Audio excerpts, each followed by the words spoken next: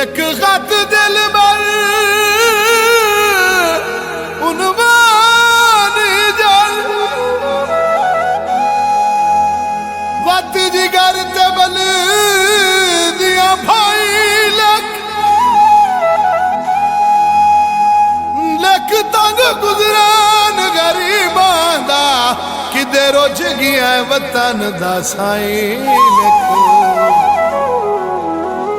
एडे जुर्म अजीम ता कोई नन कीते क्यों दित्तियां नी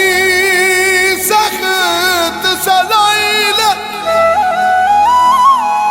ओ मैं तारा साईं ढोल नाराज होवे ए कट चा सिर्फ दुआई लिख